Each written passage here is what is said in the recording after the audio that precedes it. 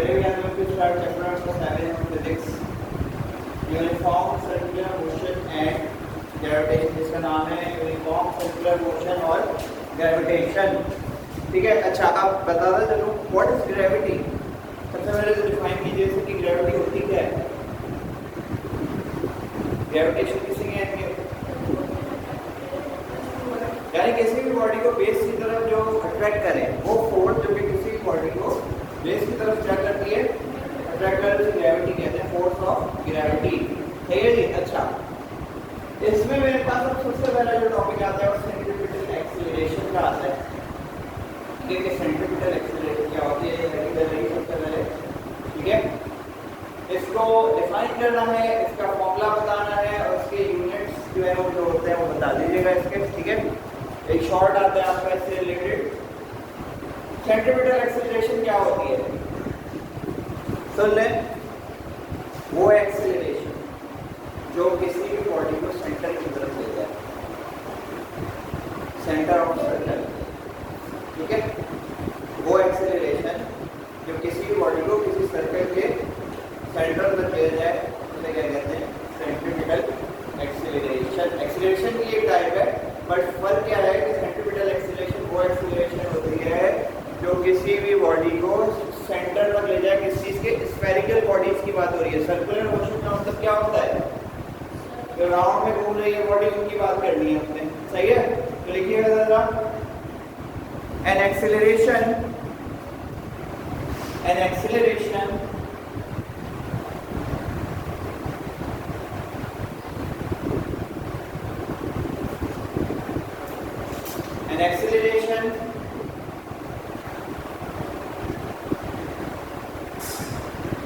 of a body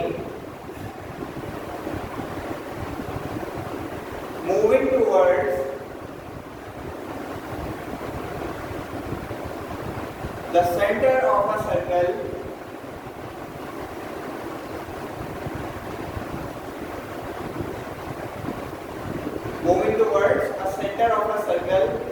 is called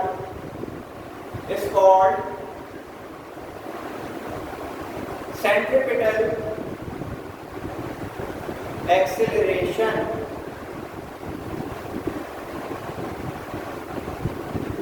ठीक है, centripetal acceleration वो एक्सीलरेशन होती है जो किसी भी बॉडी को सेंटर की तरफ क्या करे, ले जाए, तो उस एक्सीलरेशन को क्या कहेंगे, सेंट्रीपिटल एक्सीलरेशन।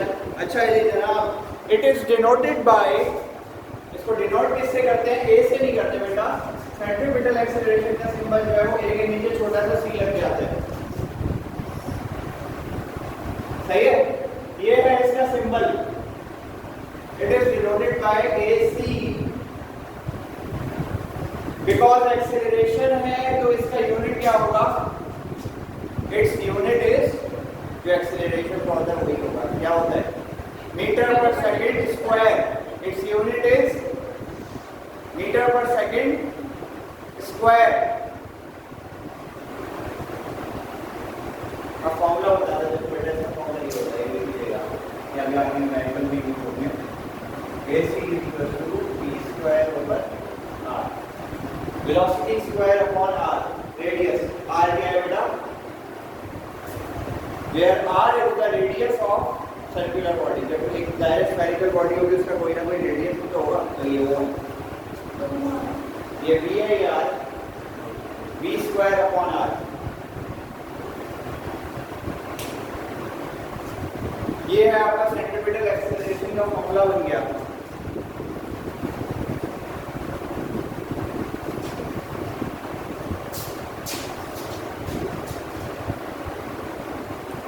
ठीक है, यहां तक ओके हो गया। सेंट्रीपिटल फोर्स,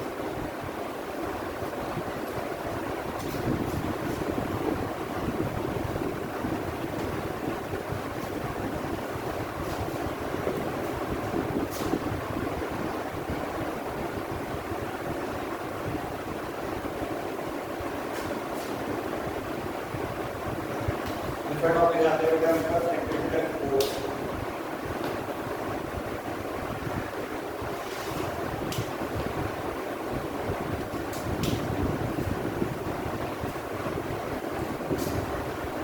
सेंट्रीपिटल फोर्स क्या होगी बता सकता है कोई?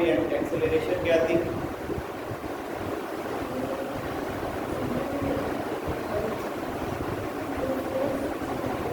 हाँ, अब मैं किसी चीज बॉडी पे फोर्स लगाऊं और वो सेंटर की तरफ चली जाए, ठीक है, मैं किसी भी बॉडी पे क्या लगाऊं, फोर्स लगाऊं और किस तरफ चली जाए, सेंटर ऑफ द सर्कल की तरफ चली जाए, तो फोर्स को क्या कहेंगे? Centripetal force. सही है, ये एक्सेलरेशन की क्या है? फोर्स है, ठीक है। The force applied on a body, the force applied on a body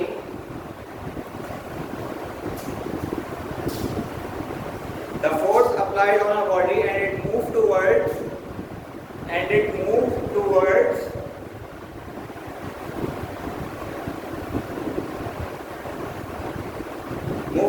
the center of a circle.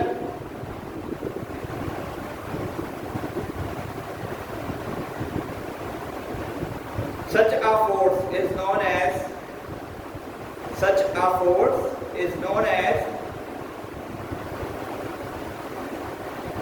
क्या कहते हैं इसे? Centripetal force.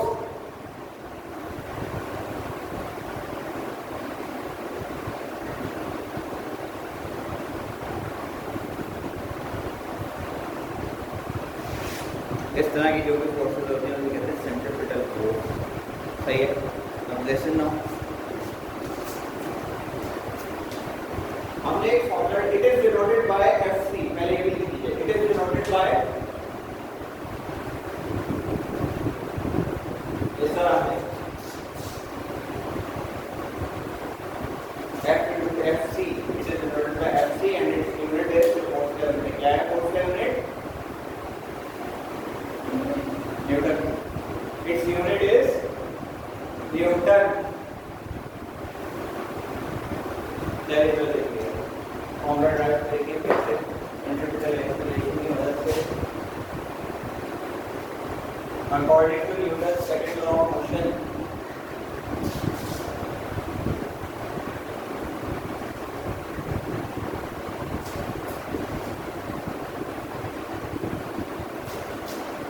कैसे लिखना है फिर? F बराबर है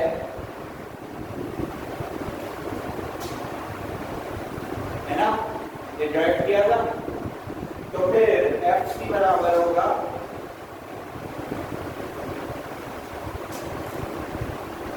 सही है ना, सेंट्रीपिटल फोर्स, सेंट्रीपिटल एक्सेलरेशन आ जाएगी, मास तो एक ही रहेगा, बॉडी का मास तो चेंज हो जाता है, ठीक है।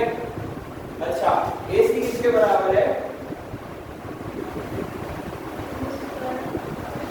सही है, अभी ऊपर बताया है ना, mv स्क्वायर अपॉन ये सब फॉर्मूला है।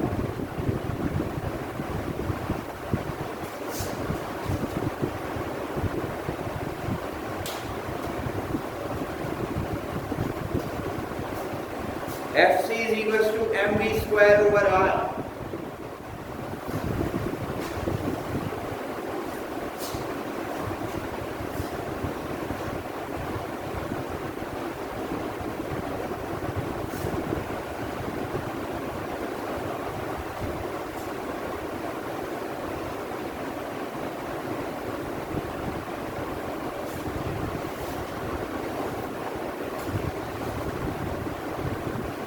अब तीसरी जो चीज होती है वो क्या बेटा?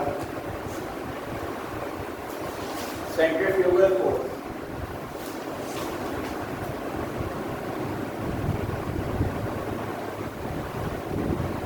क्या डिटरमिन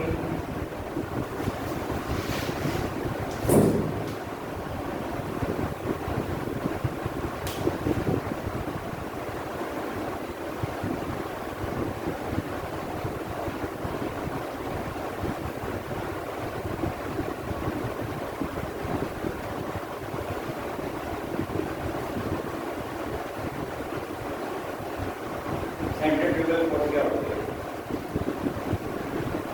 ये समझ लें। सेंट्रीपिटल फोर्स का ऑपोजिट है सेंटर से अवे, मतलब सेंट्रीपिटल फोर्स जो है वो फोर्स थी जो किसी बॉडी को टुवर्ड्स द सेंटर लेके जा रही थी। अब सेंट्रीफ्यूगल फोर्स वो फोर्स है जो किसी बॉडी को,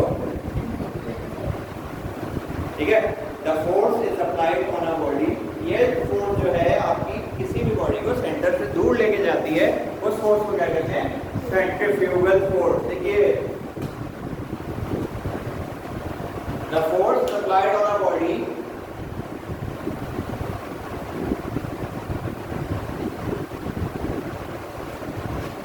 force is applied on a body and it moves away from the center of a circle and it moves away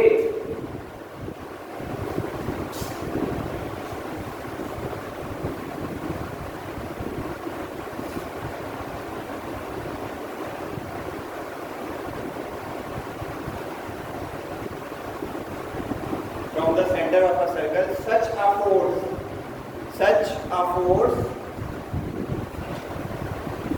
a force is called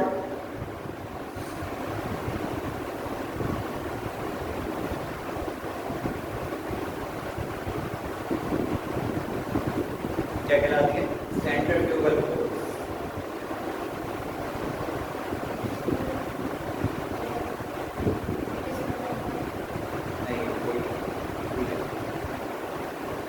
कोई सब कुछ चीज है, क्योंकि जाहिर है जब दूर जाएगा सेंटर तो इसका रेडियस क्या और बढ़ जाएगा। बस ये फर्क आता है, इसकी वैल्यू बढ़ जाती है, वो बढ़ जाएगी। तो जाहिर है जब रेडियस ज़्यादा हो जाएगा तो उसकी वैल्यू बढ़ जाएगी। ठीक है, बाकी कोई बहुत सारी चीज़ें बोली हैं, उसकी जरूरत की एक मार्क्स की आती है आपको जैसे नहीं आ सकती। सही है। अच्छा,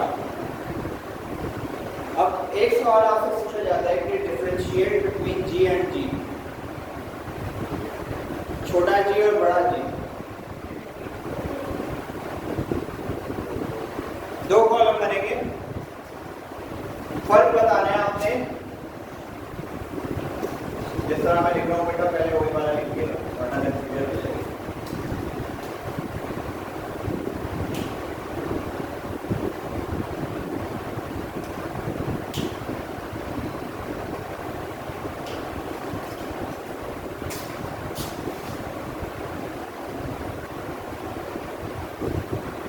तो 2008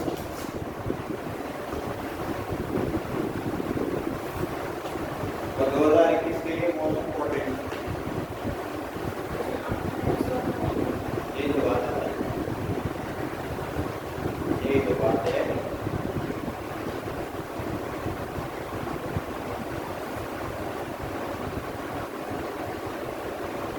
मैं बताता चलूँ, इसके बारे में तो पता ही होगा।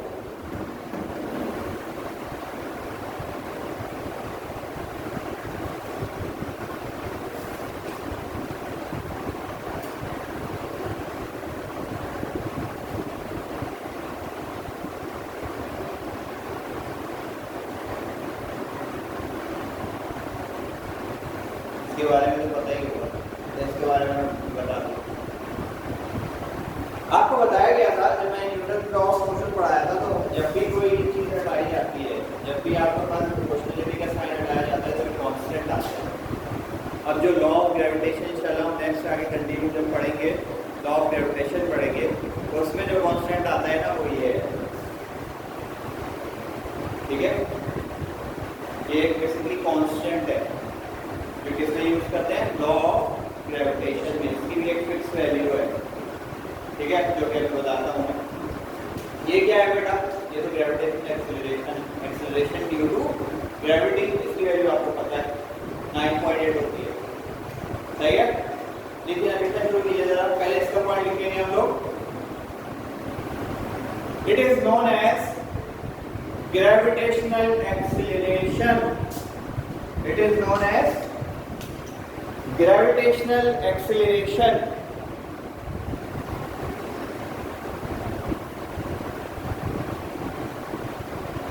छोटे वाले जी को हम क्या कहते हैं? Gravitational acceleration.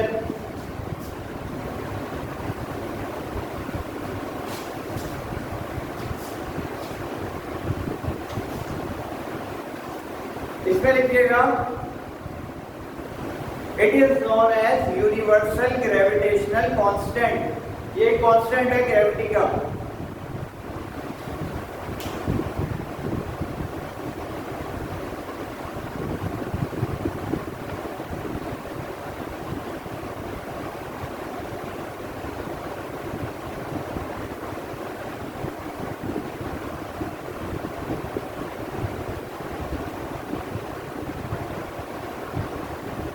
ठीक है,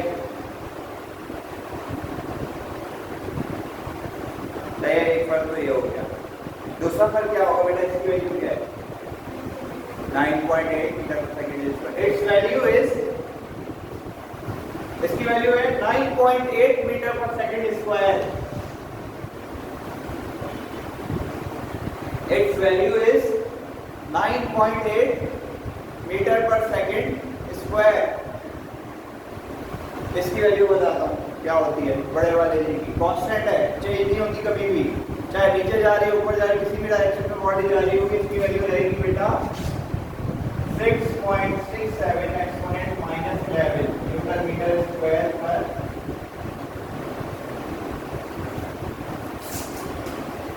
6.67 exponent minus 11 newton metre square per KG square. ये इसकी वैल्यू है, ये रहती है।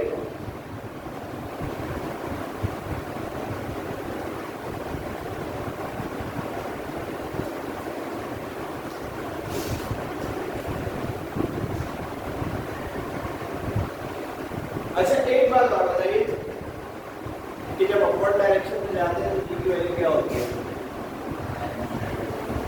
देखिए, it shows the negative sign, it shows the negative sign when the body is moving upward.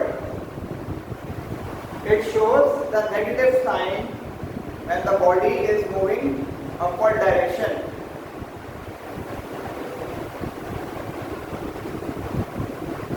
जबकि जो बड़ा जी है ये यूनिवर्सल कांस्टेंट है, इसकी वैल्यू हमेशा क्या रहती है?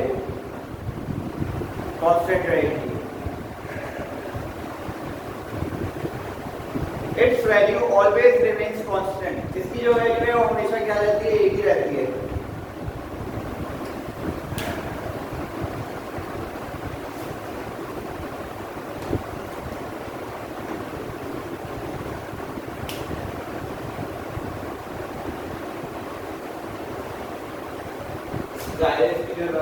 बॉडी जो है वो ऊपर जाती है तो माइनस में चली जाती है, ये भी फर्क हुआ ना कि इसकी तो एक जैसी रहती है। सही है भाई। It's unit is metre per second square.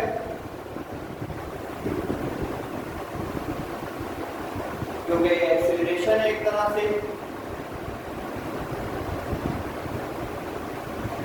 और इसका यूनिट ये है newton metre square per KG square.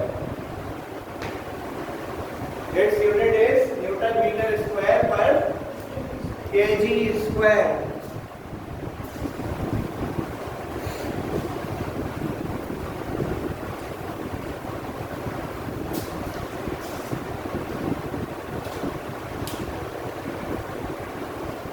कल इंशाल्लाह क्लास में Newton law of gravitation continue करेंगे इस चैप्टर को आगे, और मास ऑफ वर्क फाइंड करना है और उसका मास कितना है वो निकालना है। ठीक है, by using Newton's law of gravitation. ठीक है।